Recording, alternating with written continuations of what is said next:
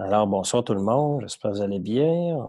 On en profite pour vous souhaiter une belle année 2021 en mon nom et au nom du conseil.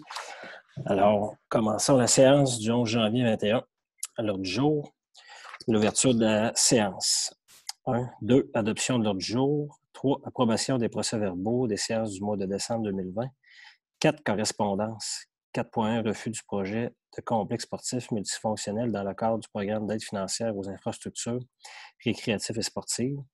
5. Autorisation du paiement des comptes. 6. Adoption du second projet de règlement numéro 831-20 modifiant le règlement de zonage 243-91 afin de prévoir les modalités de remplacement d'un usage dérogatoire dans les zones R127 et R128 en bordure de la rue du Pont, route 218.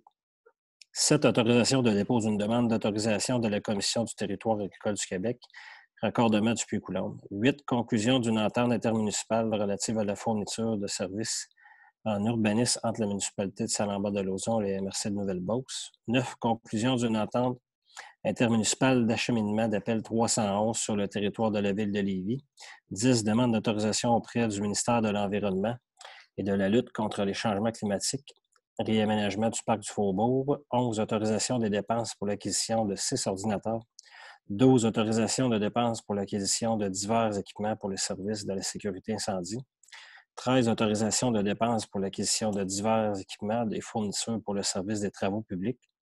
14. Demande d'aide financière dans le cadre du programme visant la requalification des lieux de culte excédentaires patrimoniaux du Conseil du patrimoine religieux du Québec. 15 points divers, 16 périodes de questions, limité au point d'ordre du jour, 17 levées de la séance.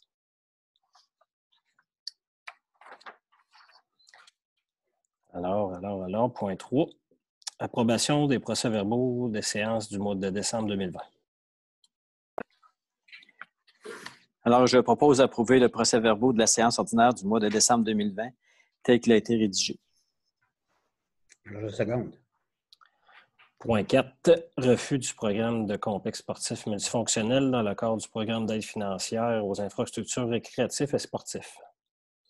Donc, je dépose la réponse du ministère de l'Éducation du Québec qui informe la municipalité que le projet de construction d'un complexe sportif multifonctionnel n'a pas été retenu dans le cadre du programme d'aide financière aux infrastructures récréatives et sportives. Partie remise, comme on dit. Point 5. Autorisation de paiement des comptes. Je propose d'autoriser la liste des comptes à payer d'une partie du mois de décembre 2020 totalisant 398 321,76 telle que soumise par la directrice adjointe des finances et de l'administration. Je seconde. Point 6. Adoption du second projet de règlement numéro 831-20 modifiant le règlement de zonage 243-91 afin de prévoir les modalités de remplacement d'un usage dérogatoire dans les zones R127, R128 en bordure de la rue du Pont, route 218. Je propose d'adopter le second projet de règlement numéro 831-20 modifiant le règlement de zonage 243-91 afin de prévoir les modalités de remplacement d'un usage dérogatoire dans les zones R127 et R128 en bordure de la rue du Pont, route 218. Je seconde. 7. Autorisation de dépôt d'une demande d'autorisation de la Commission du territoire agricole du Québec, raccordement du Puy-Coulombe. Attendu que le réseau d'aqueduc de Saint-Lambert-de-Lauzon est desservi par 5 puits d'alimentation en eau souterraine, tandis que le réseau d'aqueduc dessert les habitants, les commerces, les services et les industries dans le secteur urbain de la municipalité, tandis que la capacité des puits limitée et régressive compromettent l'alimentation en eau potable de la municipalité en période de forte demande et rend la vulnérabilité lors d'incendies importants, attendu que les recherches ont été réalisées depuis plusieurs années au sein de la municipalité dans le but de trouver une source d'eau souterraine suffisamment importante pour répondre aux besoins actuels et futurs de croissance. Alors, en conséquence, je propose d'autoriser le service de l'aménagement et du développement du territoire de la municipalité régionale de comté de la Nouvelle-Beauce à déposer en son nom auprès de la municipalité de Saint-Isidore une demande d'autorisation pour un usage non agricole visant le lot 4 118 563 et d'adresser une copie de cette demande à la Commission de protection du territoire agricole du Québec, CPTAQ, D'autoriser, si requis, les personnes suivantes à représenter la municipalité auprès de la CPTAQ lors d'une éventuelle audience publique. Alors, Éric Boisvert, directeur général, secrétaire trésorier. Jonathan Mercier, adjoint au directeur général et chargé de projet. Pascal Bertrand, directrice du service de l'urbanisme et du développement économique. Félix Mathieu Bégin, aménagiste principal à la MRC de la Nouvelle-Beauce. D'autoriser une dépense de 311 $ afin de couvrir les frais d'ouverture du dossier à la CPTAQ, de prier la municipalité de Saint-Isidore de traiter le dossier avec diligence et de prier la municipalité de Saint-Isidore de bien vouloir demander à la CPTAQ la préséance dans le traitement du dossier. Je seconde. Point 8. Conclusion d'une entente intermunicipale relative à la fourniture de services en urbanisme entre la municipalité de Saint-Lambert et la MRC de Nouvelle-Beauce. Tandis que la municipalité de Saint-Lambert de Lauzon et la MRC de Nouvelle-Beauce désirent se prévaloir des dispositions des articles 569 et suivants du Code municipal du Québec, RL-RQ, chapitre C27.1, et des articles 468 et suivants de la Loi sur les cités de villes et les villes, RL-RQ, chapitre C19, pour conclure une entente intermunicipale relative à la fourniture de services en urbanisme. Je propose d'autoriser la conclusion d'une entente intermunicipale relative à la fourniture de services en urbanisme, de confirmer à la MRC de la Nouvelle-Beauce une banque d'heures de 100 heures dans le cadre de la présente entente, d'autoriser le maire et le directeur général et secrétaire trésorier à signer la dite entente. Je seconde. Point 9. Conclusion d'une entente intermunicipale d'acheminement d'appel 311 sur le territoire de la ville de Lévis. Attendu que la Ville de Lévis instaure un service téléphonique 3 en 1 pour ses citoyens sur son territoire et que la municipalité de Saint-Lambert-de-Lauzon n'instaure pas un tel service téléphonique sur son territoire pour le moment, je propose de conclure l'entente intermunicipale d'acheminement d'appel 3 en 1 à intervenir avec la Ville de Lévis, d'autoriser le maire, le directeur général et le secrétaire trésorier à signer la dite entente. Je seconde. 10.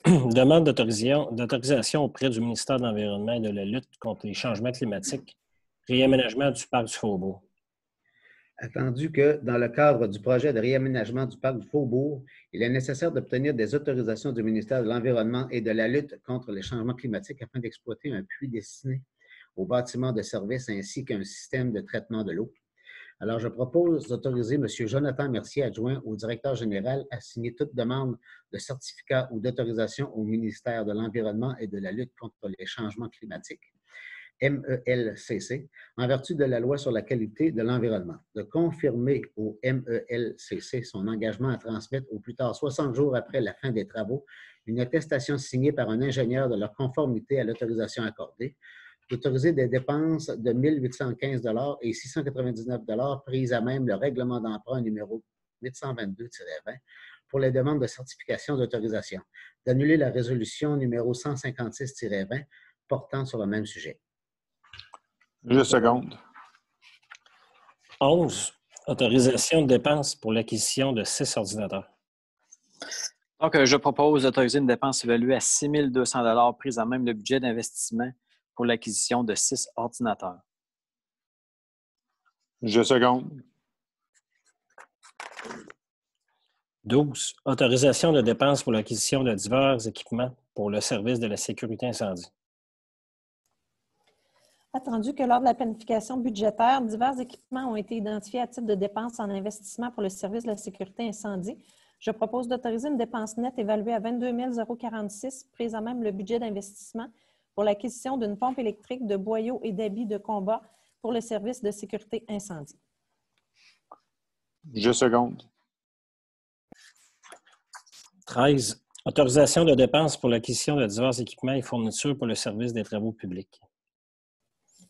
Attendu que lors de la planification budgétaire, divers équipements et fournitures ont été identifiés à titre de dépenses en investissement pour le service des travaux publics, je propose d'autoriser une dépense nette évaluée à 13 600 $ prise à même le budget d'investissement pour l'acquisition de balises PET-Zone, d'un ensemble de rangements intérieurs pour une remorque, d'une souffleuse et d'un luminaire LED. D'autoriser une dépense nette évaluée à 13 600 $ prise à même le fonds de roulement et remboursable en 5 versements égaux et consécutifs pour l'acquisition d'une laveuse à pression. Le second. 14, demande d'aide financière dans le cadre du programme visant la requalification des lieux de culte excédentaires patrimoniaux du Conseil du patrimoine religieux du Québec. Attendu qu'un appel à projet est en cours dans le cadre du programme visant la requalification des lieux de culte excédentaires patrimoniaux du Conseil du patrimoine religieux du Québec. Attendu que les membres de la fabrique de la paroisse Saint-Jean-l'Évangéliste, propriétaire actuel de l'Église de Saint-Lambert de Lauzon, sollicitent l'accompagnement de la municipalité en vue de déposer une demande d'aide financière auprès du Conseil du patrimoine religieux du Québec. Je propose d'autoriser le dépôt d'une demande d'aide financière dans le cadre du programme visant la requalification des lieux de culte excédentaires patrimoniaux du Conseil du patrimoine religieux du Québec. D'autoriser le directeur du service des loisirs et de la vie communautaire et le responsable aux communications de la municipalité à faire partie de l'équipe locale mise en place dans le cadre de ce projet. D'autoriser le directeur général et le secrétaire trésorier à signer tous les documents relatifs à cette demande.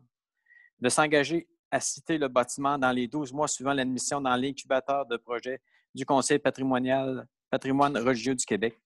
D'envisager la possibilité que la municipalité ou un autre organisme du milieu devienne propriétaire de l'Église en établissant un partenariat avec la fabrique afin de maintenir les activités de culte si les résultats de ces études réalisées font la démonstration d'un projet viable et pérenne. Je seconde. Good, merci. Merci à tous. Alors, je crois que ça complète la séance. On vous remercie ceux qui vont l'écouter et on vous souhaite une belle fin de soirée. Au plaisir.